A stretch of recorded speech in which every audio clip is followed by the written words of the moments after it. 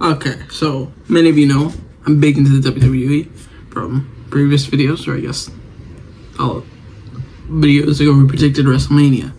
Today we have the real reason why Paul Heyman betrayed Roman Reigns and CM Punk at WWE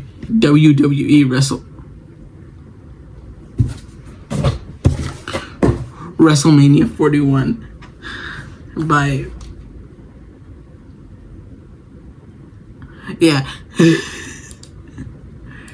WrestleMania 41 didn't exactly deliver across the board, but when it came to the main event, night one of WrestleMania 41 didn't exactly deliver across the board, but when it came to the main event, business quickly picked up. What started off as a great match quickly turned into an unforgettable moment in WWE history. 100%. In a stunning twist, Paul Heyman betrayed not just one of his closest friends and allies, but two. First, he stabbed CM Punk in the back. Then, in an even bigger shocking twist, he turned on his tribal chief, Roman Reigns, who he clearly loved. But it didn't end there. I am now the tribal chief. You can't see my hand, but yeah. Stabbed CM Punk, one of his closest friends and allies. I am the tribal chief. First, he stabbed CM Punk in the back. Then, in an even bigger shocking twist, he turned on his tribal chief, Roman Reigns, who he clearly loved. But it didn't end there. Heyman aligned himself with Seth freaking Rollins. The show closed with Rollins and Heyman standing tall, leaving the WWE Universe stunned. In this video, we're going to take a deep dive into the real reason why Paul Heyman turned his back on Roman Reigns and CM Punk, and why he chose Seth Rollins instead. Paul Heyman turning on CM Punk is actually pretty straightforward, and honestly, I kind of get it. Throughout this entire storyline, it was clear that Punk was using Heyman as a pawn to mess with Roman Reigns. Sure, it gave Punk a psychological edge, but it also put Heyman in an impossible position, caught between his loyalty to his tribal chief and someone who was clearly manipulating him. If I'm Paul Heyman, why would I stand by someone who's using me to sabotage the very foundation of everything that I built over the last 5 years? For the fact, I do like all three of these guys. I think they're all very talented, especially Seth. But I do like Punk a lot. Punk's one of my favorite wrestlers. It's not loyalty, that's betrayal in disguise. His dad persona speaks to me. Turn on Punk, and truthfully, Punk had it coming. Heyman's favorite. Stupid head. You're not paying me. Don't put this on my screen. I'm not gonna pay it. Getting CM Punk a WrestleMania main event, now being stuck in his corner playing mind games against his tribal chief. There's a line and Punk crossed it. Therefore, Heyman hit him with a low blow and clearly did not care. Oh, I betrayed Roman Reigns. That brings us to the bigger question, the harder one to answer. Why would Paul Heyman betray? I think he betrayed Roman Reigns because Roman kind of left him, in a sense. I mean, keyboards are damn dusty. Roman Reigns. At first, it looked like he turned on CM Punk to protect his relationship with the tribal chief, but just minutes later, Heyman stabbed Roman in the back as well. So what happened? Well, it looks like that relationship has been falling apart for a while now. Let's rewind, and over the past year, the bloodline would treat Heyman more like a punching bag than a trusted advisor. When Roman lost his belt and went away for a little bit, while Roman sat at home. He's also part-time, so basically bullied Paul Heyman, and it got so bad. Seth is full-time, so is Punk. For example, there was that time that Solo Sikoa attacked him because Heyman would not acknowledge him as his tribal chief, and that right there, taking a beating like that is real loyalty. Heyman took that beating rather than betraying Roman Reigns and saying that there's a different tribal chief. That's you know what? I have my own bit. Give me a second. Let me just get it right here.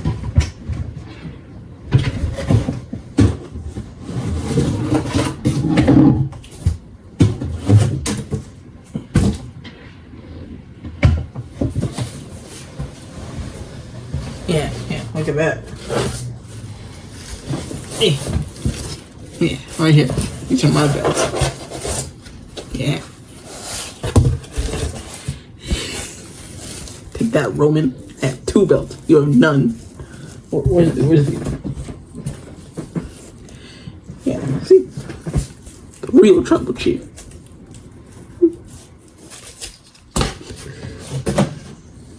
Gosh. And yet Roman was not there to help him out. Why would he sit around at home knowing if they had his wise men stressed out and then they would go on to beat him up? That is not a loyal tribal chief. Heyman then brought in CM Punk to help Roman's team at War Games, a move to protect Roman. But instead of showing gratitude, Roman gave Heyman suspicion, distrust, and even put his hands on him during this build-up to WrestleMania. If that's how Roman treats loyalty, maybe he did not deserve it anymore. Or maybe Heyman is just being Paul Heyman. Maybe he saw the writing on the wall. Roman's time at the top might be running out, and if there's one thing we know about Paul Heyman, it's that he always backs a winner. He jumped from Brock Lesnar to Roman Reigns because he saw the future, and now the future might be Seth Rollins, the hottest name in wrestling after that WrestleMania moment. Call Heyman a snake if you want, but damn, he is one smart SOB. Who did? Why did he choose So that? why would Paul Heyman choose to align with Seth Rollins of all people? Well, I think there's more to this story than meets the eye. This wasn't just about Heyman randomly switching sides. This moment feels like a setup, something that connects directly to Night 2 of WrestleMania. Because I don't think that Paul Heyman simply chose Seth Rollins. I think The Rock chose Seth Rollins. Let's look at all the clues. Over the last few weeks, Rollins has been dropping hints that could be related to The Rock, whether it's his mannerisms, his swagger, or even his ring gear. The bold, flashy outfits, they're reminiscent of The Rock's iconic style, and it's hard to believe that this is just... Did anyone see this, by the way? When he wore this, he switched to white. I thought he looked like Jesus. Hold on, I got text. I'll be back. Okay, I'm back. Okay, I'm back. Hi. So, I don't know if I said this before. I just had to go pick up my brother. That's the problem. There we go. What's reminding me of Jesus when he switched to the white? Just a coincidence. It was as if Seth was signaling something bigger is coming soon. And then there's Paul Heyman, because during a segment a few months ago, he flashed that same hand gesture that The Rock used at Bad Blood, which could be a subtle but deliberate nod. Oh, I didn't even notice that. It was foreshadowing. For weeks, most of us assumed it would be Cody Rhodes, or maybe even Randy, who would join and be recruited to stand beside John Cena and The Rock. But tonight, that theory got flipped on its head. What we saw was Seth Rollins and Paul Heyman being handpicked, not by accident, not out of desperation, but as part of a calculated plan, a long-term vision. This wasn't about loyalty or betrayal for the sake of it. It was about aligning with power, aligning with the future, and maybe, just maybe, creating a new dominant force in the WWE. Rollins and Heyman weren't just standing tall at the end of night 1. They were officially initiated into something bigger, something that's going to shake up night 2 and maybe even shake up the entire landscape of WWE for a long time to come.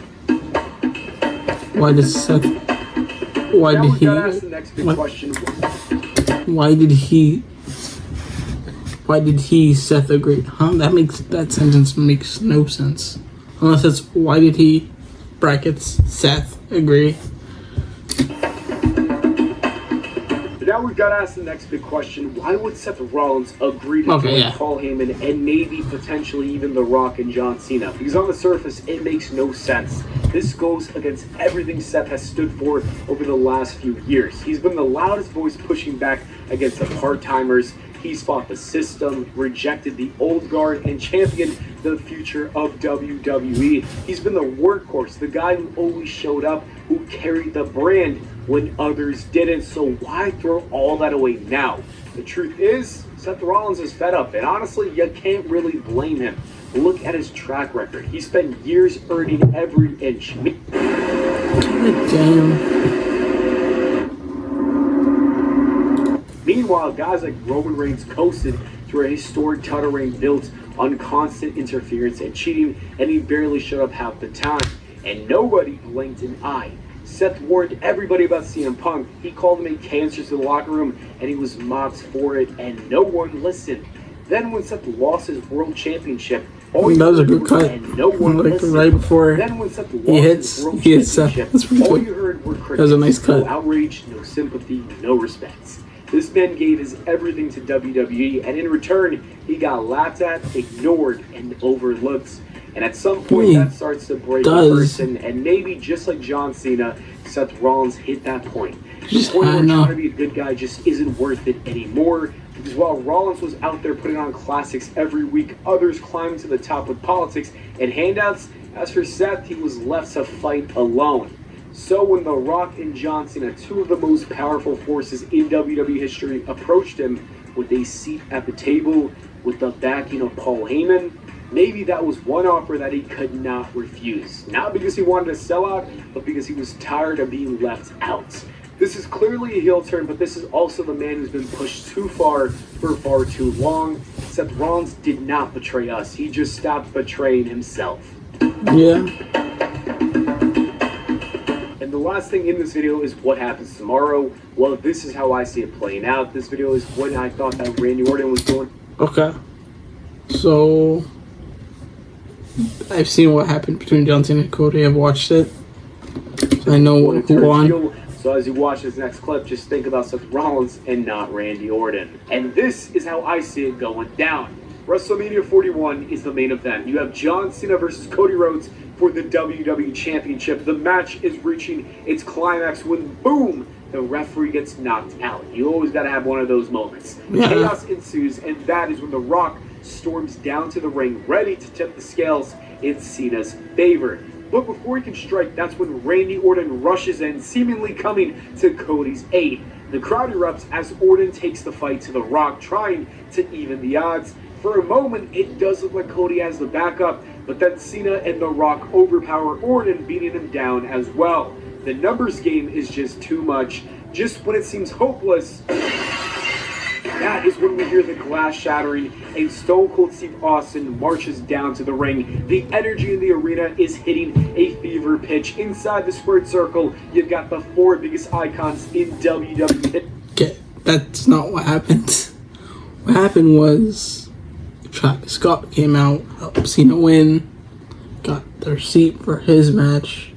He hit Cody and Cena won. Sorry to spoil it, but it's been like... How long has it been since me? It's been over a week, so you should know.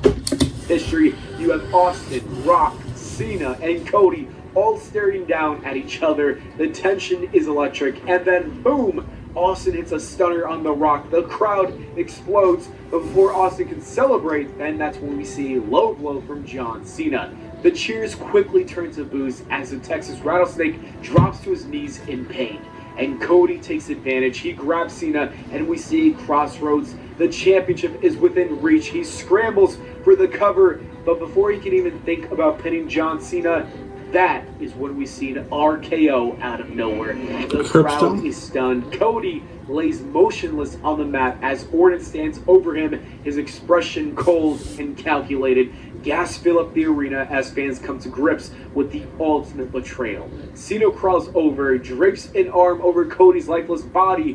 1, 2, 3. John Cena wins. WrestleMania 41 fades to black with John Cena, Randy Orton, and The Rock standing tall over a fallen Cody Rhodes and a stunned Stone Cold Steve Austin. The new NWO has been born. Night 1 of... Well, that's not happening at all. But I could still see Seth selling his soul. And yeah. I thought it was a good video. Very interesting. If you want to see more WWE content, give me a sub. There'll be more with probably other people reactions as well, not just mine, because yeah. So I'll see you guys next time.